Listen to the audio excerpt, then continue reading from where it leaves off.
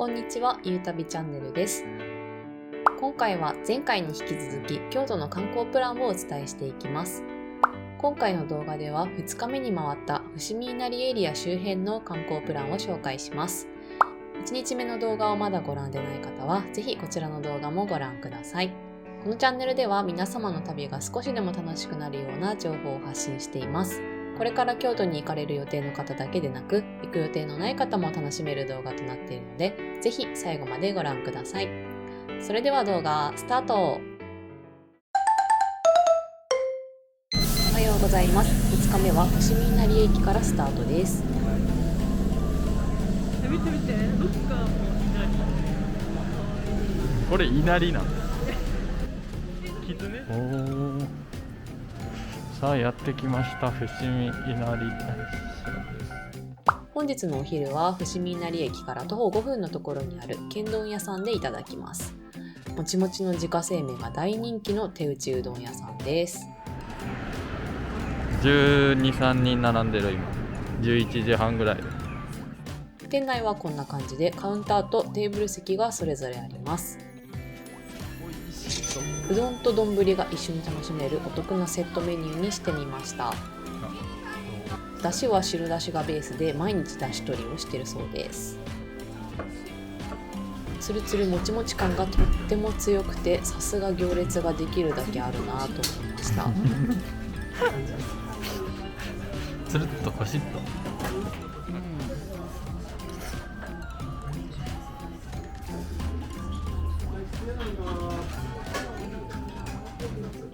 お店の名前である天丼屋には、謙虚にひたすらうどんを打つという意味が込められているそうです。他のうどん屋さんとは比べ物にならない麺のつるもち食感をぜひ皆さんにも味わっていただきたいです。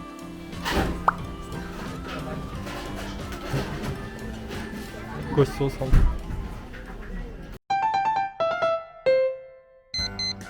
駅に戻って伏見稲荷大社に向かいます。伏見稲荷大社への公共交通機関の最寄り駅は主に3つあって、電車だと京阪本線の伏見稲荷駅か JR 奈良線の稲荷駅、バスだと南五系統を利用して稲荷大社前駅が便利です。伏見稲荷駅から伏見稲荷大社までの道中にはお店がたくさん並んでいて、食べ歩きもできちゃいます。ありがとうございます。キツネちゃん。見してよ。おう、かわいくはない。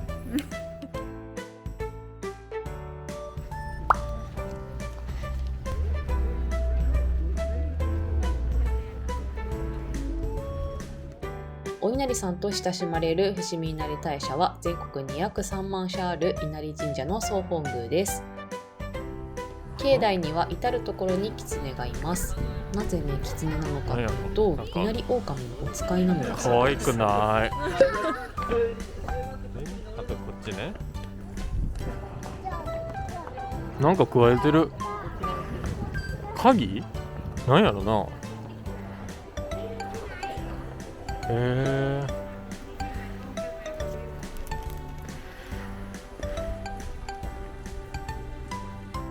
いぐれ伏見稲荷は商売繁盛やな。そやで。で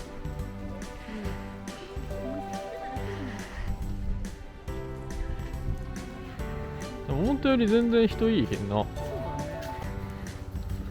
商売繁盛。YouTube がよく見られますように。なるほどね。願掛け鳥居、願いが通るなやな。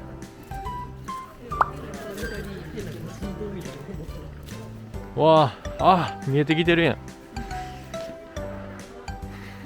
本殿最上、あ、一番上まで登るとめっちゃ大変です。一の峰。マジで大変。大原石結構近くない？あ、来た。おお、一本でかいんこんな。専門鳥居って一本こんなでかいん？でかいやつはでかい。なんか値段によってみたいな感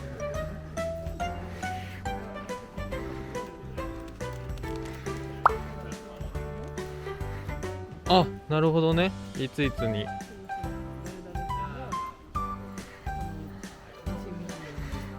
寄付。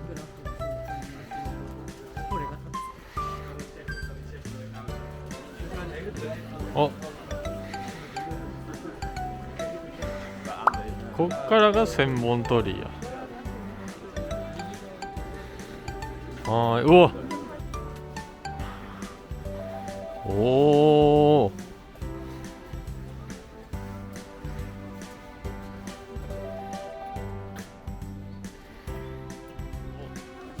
ちなみにこれは何本あんねやろな。ほんまに1000本あんの？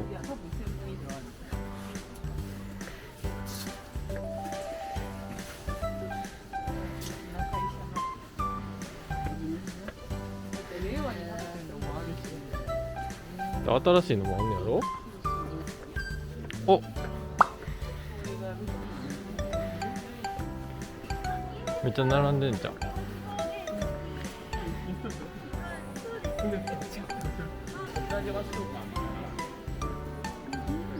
ほうほう。え、めっちゃセンスあるやん。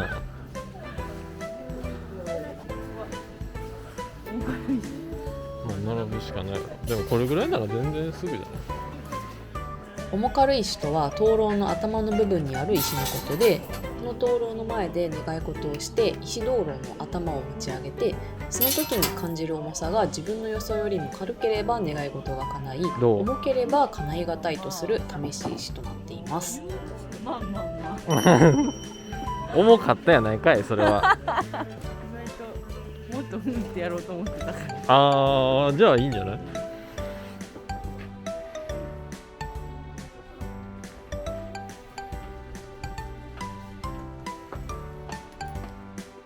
伏見稲荷大社すぐ近くにあるカフェでちょっと休憩していこうと思います。ぜひね、伏見稲荷大社に来たら寄っていただきたいのがこちらの稲荷茶寮さんで、抹茶をはじめパフェやぜんざいなどの休憩にぴったりなメニューが揃っています。お店の目の前が庭園になっていて、景色がとっても良かったです。無料の休憩所もありました。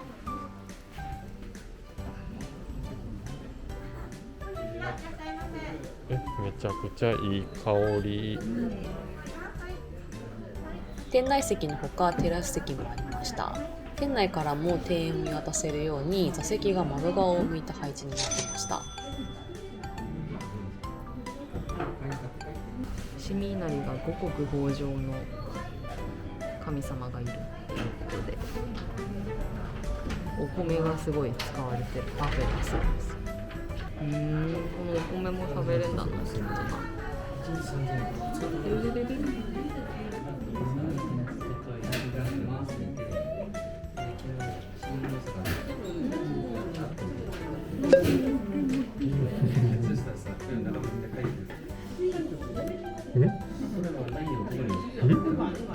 東って隠蔽っていう東。何東？星可愛い。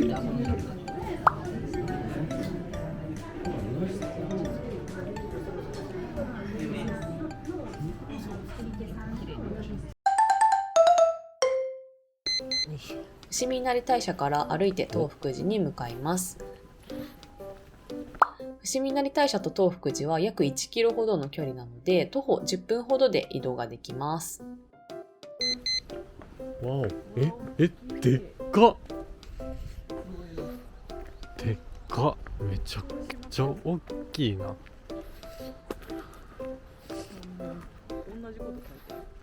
3つの門、3門。あ、そうなんや。だからか。東福寺の山門は幅 25.5 メートル、高さ22メートルあり、現存する禅寺の山門としては日本最古で国宝にも指定されています。山門の北側に位置するのが東福寺の本堂である宝堂です。こちらも大変立派な建物ですよね。東福寺の境内はこのようになってます。通天橋開山堂エリアと本坊庭園は有料エリアとなっていて、今からそちらのエリアに行こうと思います。通天橋のみの場合は600円、庭園のみは500円で拝観ができます。共通拝観券っていうのもあって100円お得に2つのエリアを見ることができます。行くでー。ゲッあ、ト。絶対綺麗やわ。そうなの。うわ。この赤い絨毯もいいね。うん。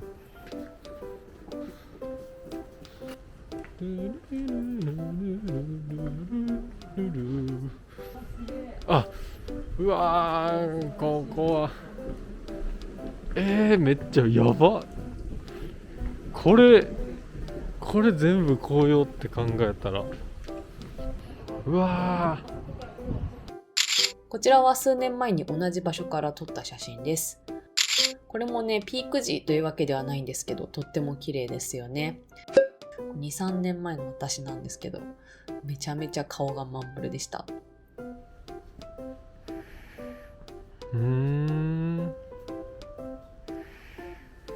通天橋の下に降りて橋を眺めるのもおすすめです。あ、ここも庭が綺麗や。開山堂とは仏教寺院において開山の像を祀ったお堂のことで、ここ東福寺では縁起弁縁の尊像が安置されています。ここもね、庭園がとても綺麗でおすすめです。さて、通天橋エリアを一旦出て、次は本坊庭園に行きます。でかい丸。ありがとうございます。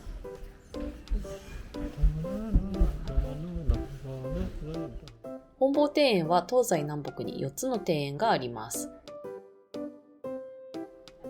南側の庭園は本坊庭園の中でも最も広い210畳のお庭となっています。ところどころに配置されている大きな石は仙人が住む島を表現しているんだそうです。縁側でね、お日様に当たりながらぼーっと眺めるととってもリラックスすることができます。上に行くと、あ、なるほど、こっちに行くわけ。西側に位置するこの庭園は、さつきの植木の刈り込みとかずら石で表現された市松模様のお庭となっています。さらに奥へ移動すると、先ほど通ってきた通天橋が見渡せる通天台に行くことができます。うわー、すごい。これな、はあ、だってここまで枝が来てんねんで、もう手に届くレベルまで。ここから見る紅葉もピーク時は本当に綺麗です。真っ赤に染まったもみじと橋と空のコントラストが最高ですよね。そして北側に行くと小刻みな石松模様のお庭があります。これなんか名前絶対ついてるやろ。手前側は規則的に市松が配置されてるんですけど、奥に行くと崩れていき、最後には消えていくという構成になっています。本当はですね、あともう一つ東側にお庭があるんですけど、なんということかちょっと撮影するのを忘れてしまいました。東庭は日本で初めて星座を再現したお庭となっていて、夜空に輝く北斗七星が表現されています。ぜひね、本坊庭園にこれから行かれる方はこちらのお庭にも注目してみてください。吉祥駅に移動してきました。歩いて33軒堂に行ってきます。吉祥駅から徒歩8分で33軒堂に行くことができます。33軒堂は日本一長い木造建築として知られる本堂を持つ寺院で、1001体もの千手観音像が祀られていることで有名です。修学旅行以来行ってなかったのでとっても楽しみにしてたんですけど、まさかの営業時間終了でした。受付最終時間は3時半だったみたいです。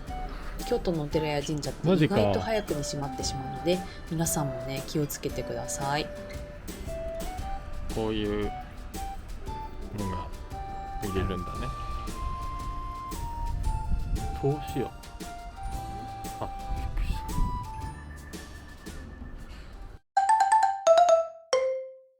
た。京都タワー。まあなんだかんだあって京都タワーまで来ました。じゃあ最後に京都駅で軽くイルミネーションを見て帰りましょう。京都からの